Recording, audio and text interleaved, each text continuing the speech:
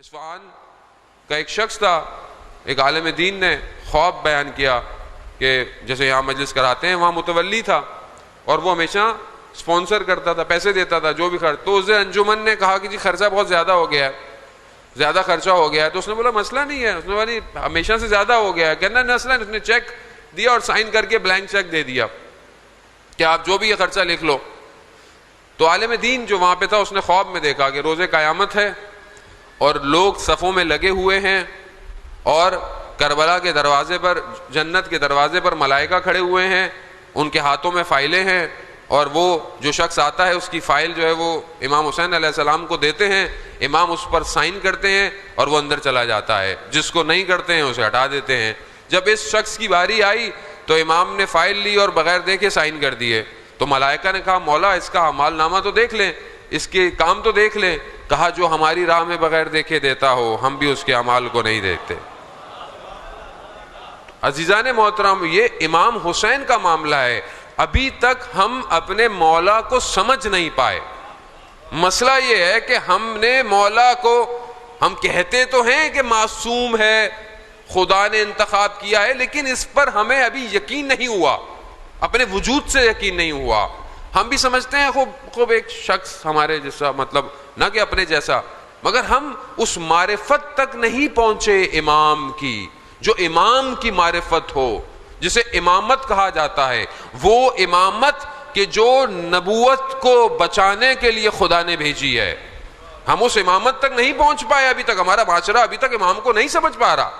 ہم یہ سمجھتے ہیں خوب شیعوں کے فرقے کے اندر امام ہے، جیسے باقی فرقوں میں امام ہے، ہمارا بھی امام ہے، وہ ان کا امام ہے، یہ ہمارے امام ہے. نہیں عزیزان محترم، یہ جو آپ زیارت پڑھتے ہیں، زیارت وارثہ یا باقی زیارتیں پڑھتے ہیں، السلام علیکہ یا وارثہ آدم صفوت اللہ، السلام علیکہ یا وارثہ نوح نبی اللہ، السلام علیکہ یا وارثہ عیسیٰ روح اللہ، السلام علیکہ یا وارثہ موسیٰ کلیم اللہ. یعنی کیا؟ یعنی آدم کے وارث ہیں امام حسین، یعنی نوح کے وارث ہیں امام حسین، یعنی عیسیٰ اور موسیٰ کے وارث ہیں امام حسین. وہ بھی حضرت آدم کون تھے؟ حضرت نوح کون تھے؟ اللہ کے نبی تھے. اللہ نے انتخاب کر کر انہیں ہر زمانے میں بھیجا. جو ان کی وراثت رکھتا ہو وہ شخص کیسا شخص ہوگا؟ آپ کے چہروں سے لگ رہا ہے کہ مطلب آپ نبی کی بھی نہیں پہچانتے. مجھے نبوت پڑھنی پڑے گی لگتا ہے دوبارہ. یعنی نبی کون ہے؟ نبی کسے کہتے ہیں؟ نبوت کون ہے؟ وہ لوگ ہمیں کیا پتا مولانا صاحب نبی کسے کہتے ہیں. پہلے اللہ تو سمجھائیں ہم لوگوں کو. ہمیں تو اللہ ہی سمجھ میں نہیں آ رہا آج تک. ظاہر ہے ہم توحید کو، ہمیں توحید تو لیکن اللہ اور رسول کی گفتگو ہماری مجلس سے تو ویسے بھی نہیں ہوتی ہے، کیونکہ ہمارا کیا تعلق، وہ تو اہل سنت کے ہیں. ہم تو امام علی سے شروع کرتے ہیں سارا معاملہ. ظاہر ہے ہمارے ہاں تو مولا علی سے گفتگو ہوتی ہے. باقی ہمیں کیا پتا رسول کی کتنی حدیثیں ہیں. ہمیں تو صرف ایک ہی حدیث یاد ہے، من کنت مولا وھذا علی مولا، یا مطلب انا مدینۃ علم وعلی بابوہا. رسول خدا رات کو خاک پہ سجدے پہ رخسار رکھ کر کیا پڑھتے تھے؟ رسول خدا اذان کے وقت پر ان کے چہرے کے اثرات کیا ہوتے تھے؟ رسول خدا کھانے سے پہلے کیا کرتے تھے؟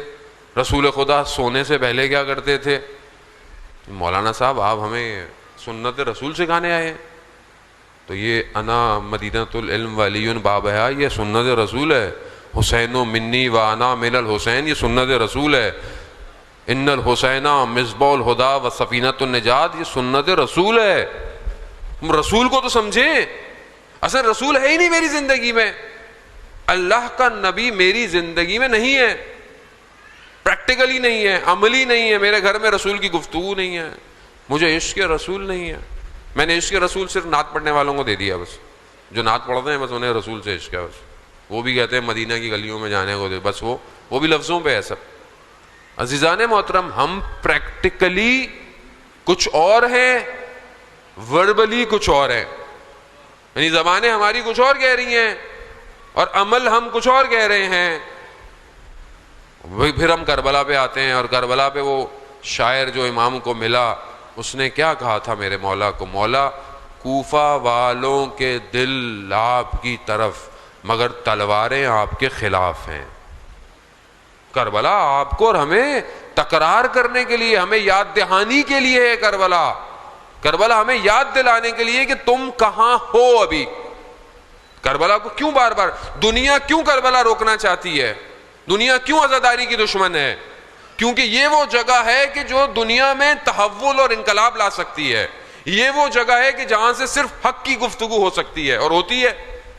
یہی وجہ ہے کہ اس نے بولا کہ وہ اب آپ کو تو تبدیل نہیں کر پایا, لوگوں کو تبدیل نہیں کر سکتا تھا. اس نے دیکھا بھائی کیوں؟ کیونکہ رسول خدا کی حدیث ہے کہ امام حسین کا جو قتل ہے وہ حرارت ہے قلوب کے اندر, اب اسے تو نہیں کھینچ سکتا, یہ آئیں گے کچھ بھی کر لو. تو اس نے کیا کیا؟ اس نے بولا ان کو تو نہیں روک سکتے, کم از کم جو یہاں ایک شخص بیٹھا اسے بدل دو, کم از کم اسے بدل دو. ایسے شخص کو لے آؤ جو انہیں مقصد حسینیت سے, روح عزاداری سے دور کر دے, اور دوسری چیزوں کو لے آئے کہ بولے یہ عزاداری ہے, یہ عزاداری نہیں ہے. آج آپ کے سامنے کیا ہوتا ہے محرم جب شروع ہوتا ہے؟ محرم کا چاند جیسے ہی نظر آتا ہے آپ سوشل میڈیا پہ عجیب عجیب سی چیزیں آنا شروع ہو جاتی ہیں. کیوں شروع ہو جاتی ہیں؟ کیونکہ تاکہ آپ اصل مقصد امام حسین سے دور ہو جائیں. اب آپ کی گفتگویں وہی ہوں, آپ کی باتیں وہی ہوں, آپ کی آپس میں گفتگو, ایک دوسرے سے چیٹنگ, کمنٹ کیوں ہوں؟ تاکہ آپ امام حسین کو بھول جائیں. وہ یہی چاہتا ہے کہ جو ممبر پر آئے وہ بھی ادھر کی بات کرے ادھر کی بات کرے. میں جو مجلس پڑھوں, میں فلانے مولانا نے جو بولا تھا اس کے جواب میں بولتا رہوں, وہ میرے جواب میں بولتا رہے. کیوں ہو رہا ہے یہ؟ کیونکہ دشمن جانتا ہے کہ یہ وہ جگہ ہے جو ان جوانوں کو اٹھا کر وقت کے امام سے جوڑ سکتی ہے. دشمن جانتا ہے.